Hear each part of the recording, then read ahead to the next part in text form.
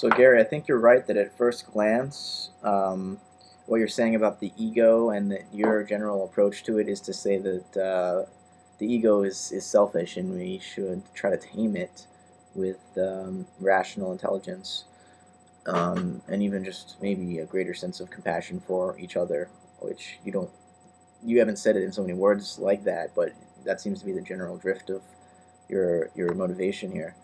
Um, but to say that your train of thought is not egotistical, I think, is incorrect because if we go a little deeper and look a little more subtly at um, the type of thing you're asking the ego to do, you're telling the ego to desire, not to desire.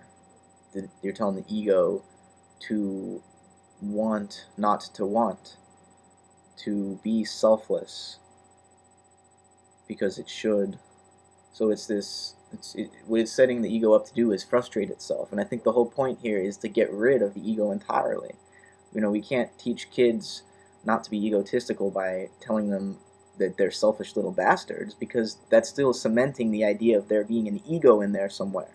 And that's what we're trying to get rid of.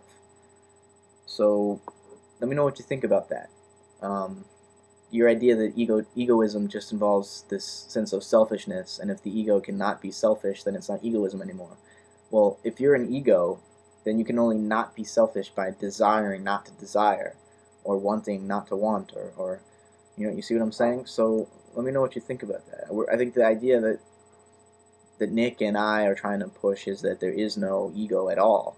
There's not a selfish ego or an unselfish ego. There is no ego, no stable identity in here that controls the rest of the organism. Um, I wanted to read a paragraph from The Way of Zen by Alan Watts. It might be relevant.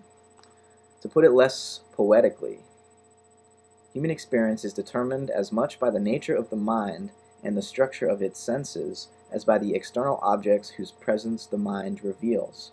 Men feel themselves to be the victims or puppets of their experience because they separate themselves from their minds, thinking that the nature of the mind-body is something involuntarily thrust upon them.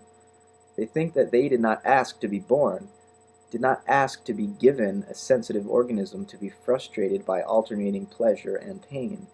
But Zen asks us to find out who it is that has this mind, and who it was that did not ask to be born before father and mother conceived us. Thence it appears that the entire sense of subjective isolation, of being the one who was given a mind into whom experience happens, is an illusion of bad semantics, the hypnotic suggestion of repeated wrong thinking. For there is no myself apart from the mind-body which gives structure to my experience. It is likewise ridiculous to talk of this mind-body as something which was passively and involuntarily given a certain structure. It is that structure, and before the structure arose, there was no mind-body. Our problem is that the power of thought enables us to construct symbols of things apart from the things themselves. This includes the ability to make a symbol an idea of ourselves apart from ourselves. Because this idea is so much more comprehensible than the reality, the symbol is so much more stable than the fact. We learn to identify ourselves with our idea of ourselves instead of with the actuality. Hence the subjective feeling of a self which has a mind, of an inwardly isolated subject to whom experiences involuntarily happen.